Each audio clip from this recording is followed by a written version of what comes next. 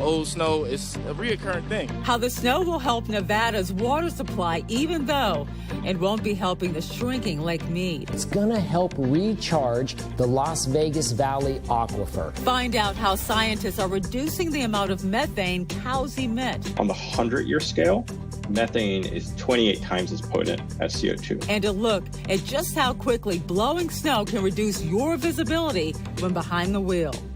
From our nation's capital, this is the National Weather Desk.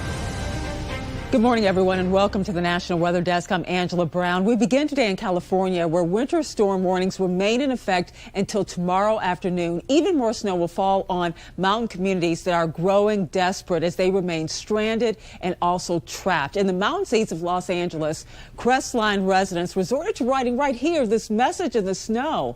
Food and supplies are low, and people are really just losing patience with supply trucks still unable to reach many towns. John Lorick has more.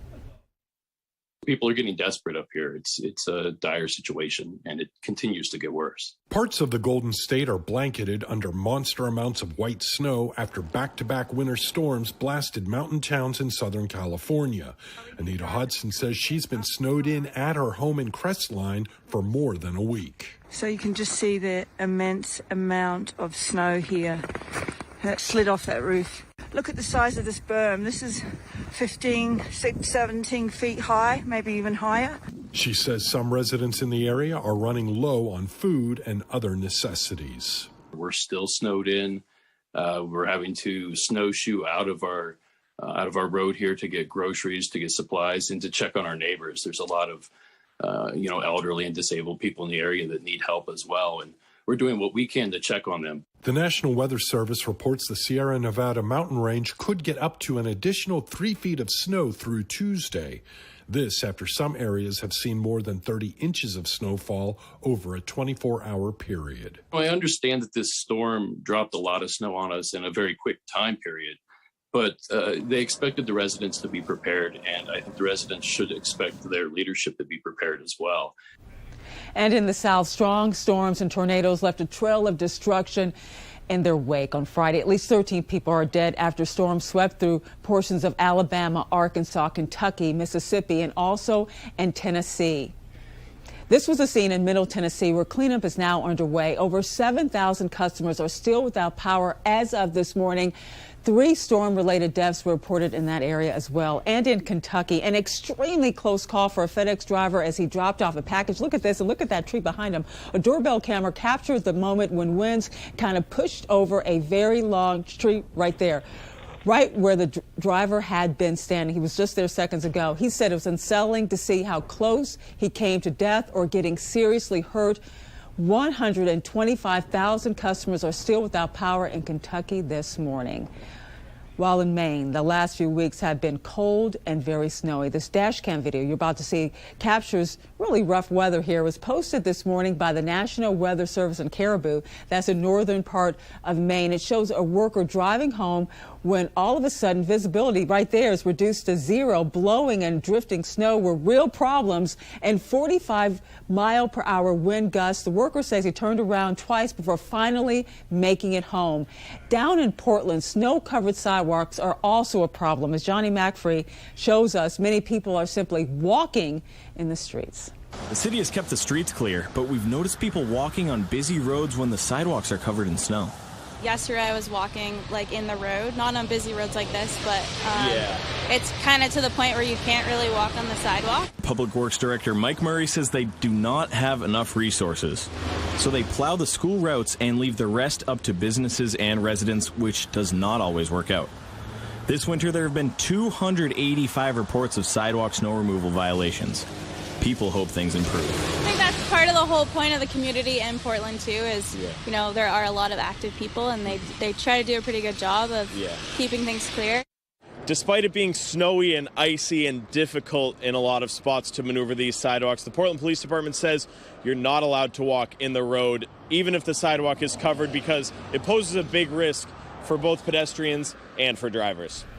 Southern Nevada has seen more than its share of snow this winter, and it's going to help the region's water supply, even though most of that water will now go into the ever-shrinking Lake Mead. As Steve Wolford explains, the water will end up underground, and that's a good thing.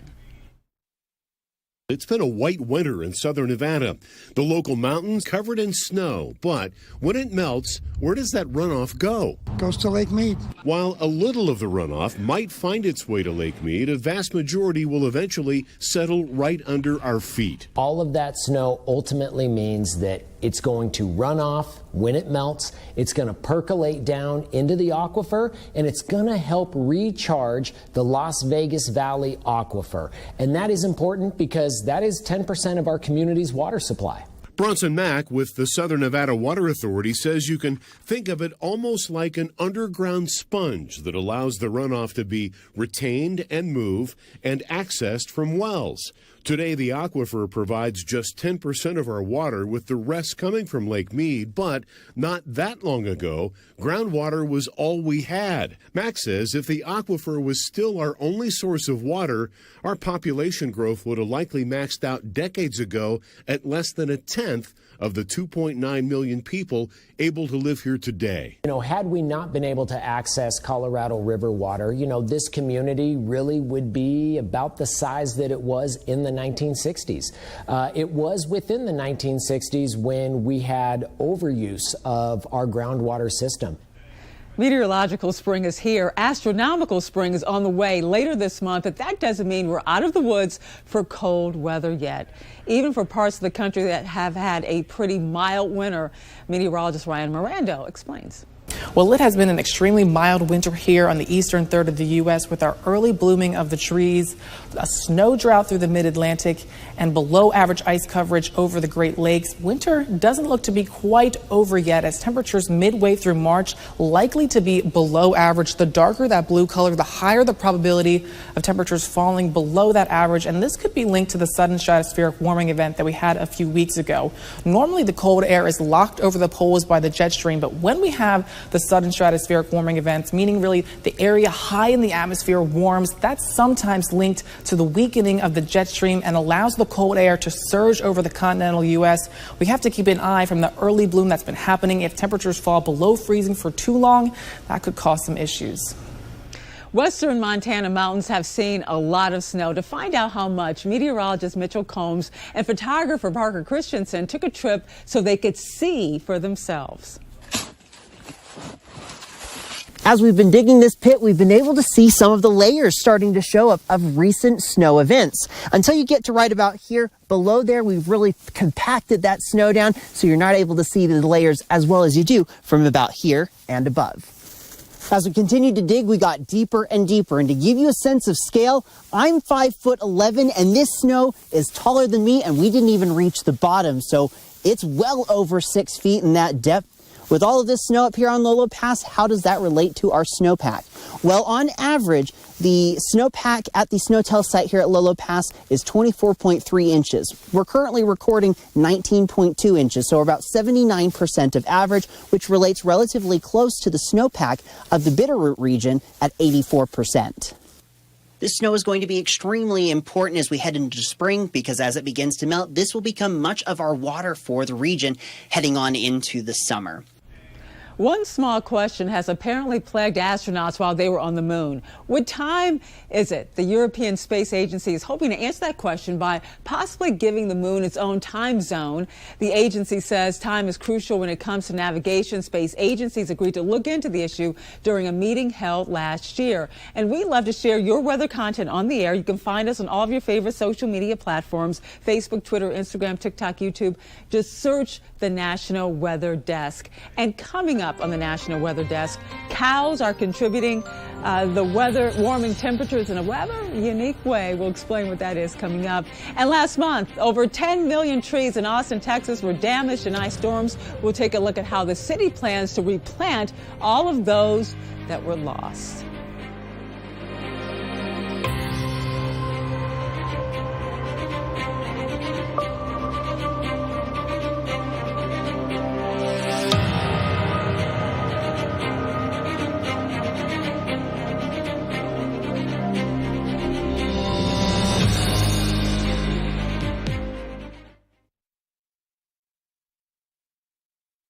A few snow showers up towards northern Maine for the day on Monday, but we're also tracking an area of low pressure moving into Pennsylvania, New York, could even eclipse New York City with a few snow showers for tomorrow afternoon and evening. Otherwise, Tuesday is looking mainly dry as well. A couple snow showers up towards northern New England and lots of clouds as well. But in terms of high temperatures for the day on Monday, overall, really not too bad. We're talking temperatures in the 40s for most, near 50 in New York City.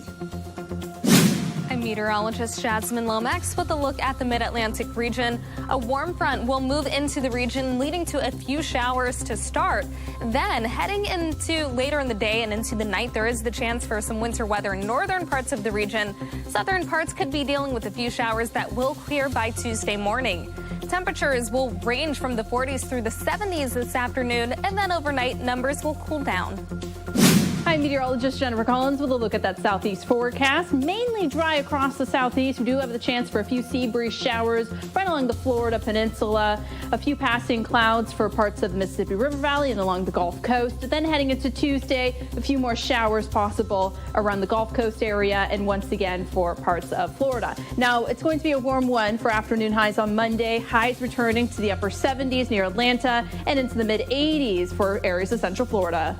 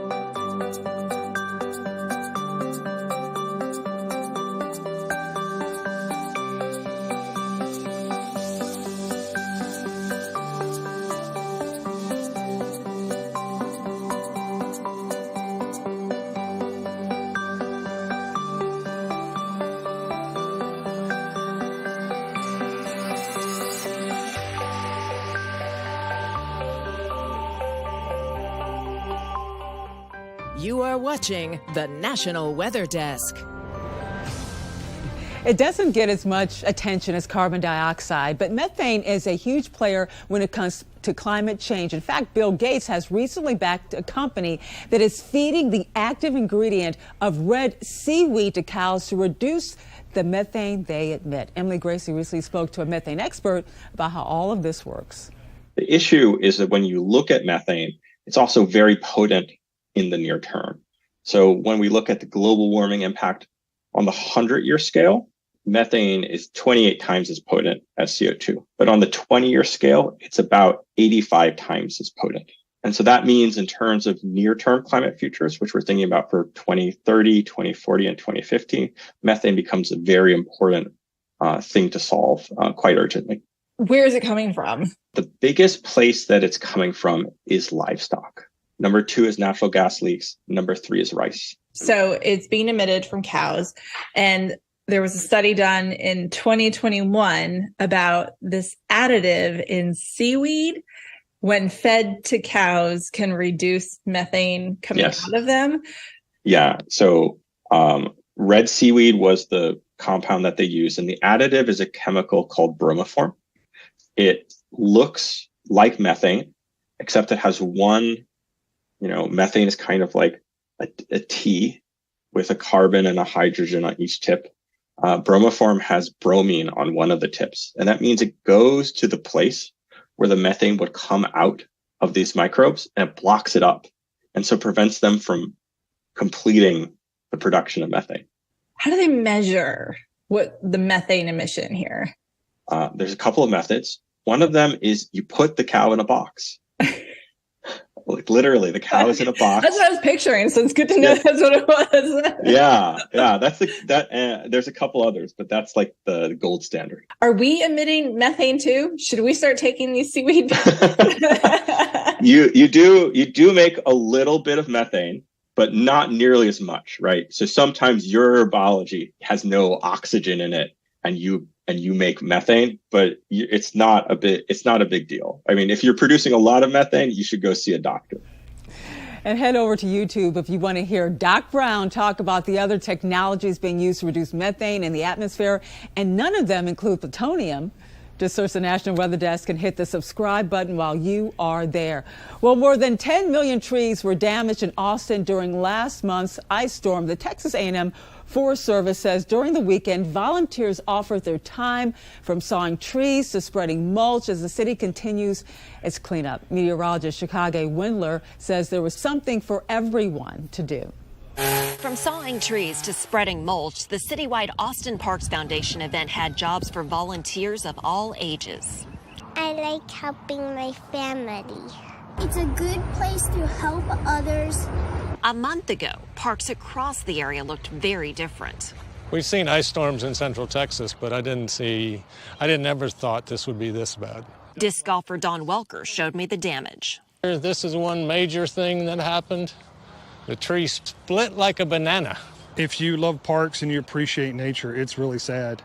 Troy Herman with the Waterloo Disc Golf Club said he had already applied for Davis Spring to be one of dozens of It's My Park Day sites. It was serendipitous and good timing, a perfect storm, as you would say, that the ice storm happened, the park day was scheduled, and we had volunteers in the back end ready to act. An act they did, from fellow disc golfers to Boy Scouts to neighbors and others in the community. Every single volunteer slot here was filled.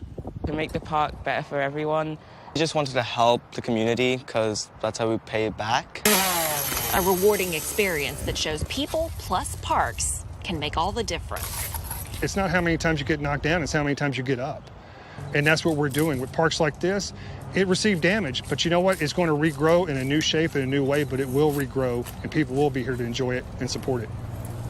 In California, heavy winter storms have caused major problems, but in some areas, the snow has offered a very unique opportunity, seeing normally green California state parks covered in white snow. Mason Carroll has more on this rare sighting.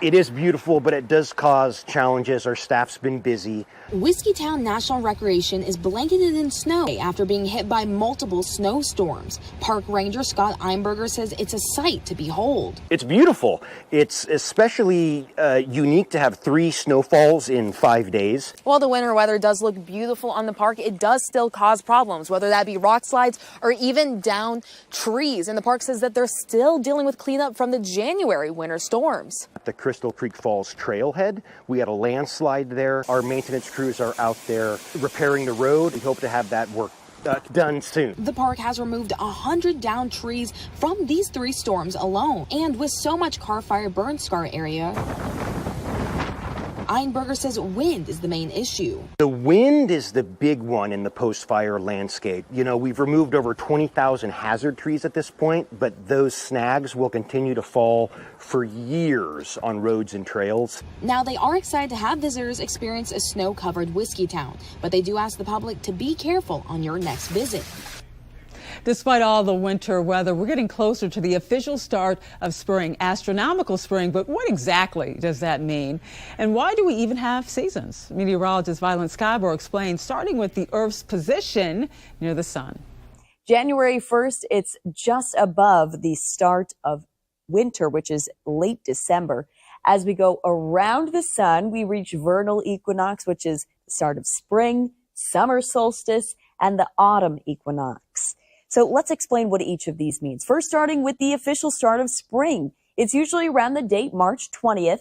And the reason why it's that date is because the center of the sun is pointed directly above the equator, which means all areas receive about 12 hours of daylight. And what I mean by areas includes the Arctic Circle, Tropic of Cancer, Equator, Tropic of Capricorn, and the Antarctic Circle, which are each of the lines positioned here on Earth.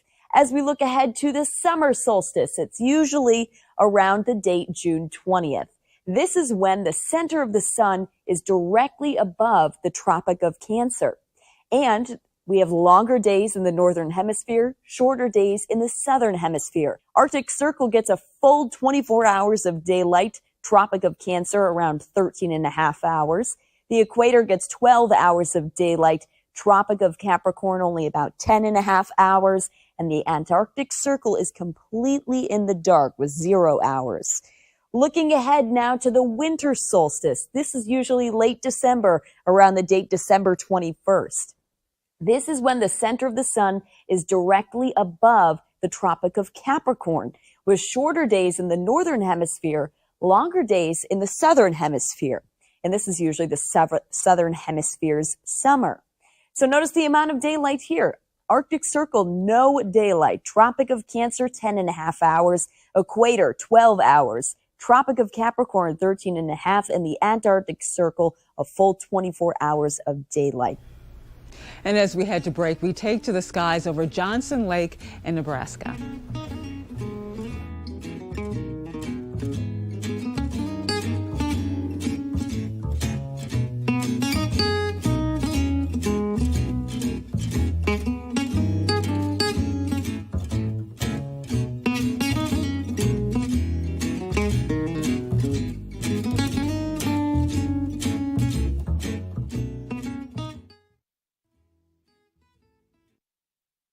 Good Monday morning, everyone. I'm meteorologist Andrew Buckmichael. Taking a look at your weather story across the Midwest. We got some scattered light showers across the Great Lakes for the day today and some snow to the north, but warm 70s to the south. Now, the 70s are gone, though, tomorrow because we're going to be dealing with cooler weather moving its way back in. Got snow in the Dakotas, some rain down towards Kansas, and then as we head on into your day Wednesday, still staying chilly across most of the Midwest with still some light snow showers across the northern plains. Good morning. I'm meteorologist Rebecca Stevens, and here's what's happening across the West. Well below normal temperatures are stretching across a good portion of the West, all the way across Idaho into Montana as well. Into Wyoming, temperatures making it into the 20s for daytime highs. A cold trough of low pressure sits over the Pacific Northwest, continuing with mountain snow and lowland rain showers, but it is the Sierra Nevada getting hit hard with heavy mountain snow through the course of Monday. That's the scene from here.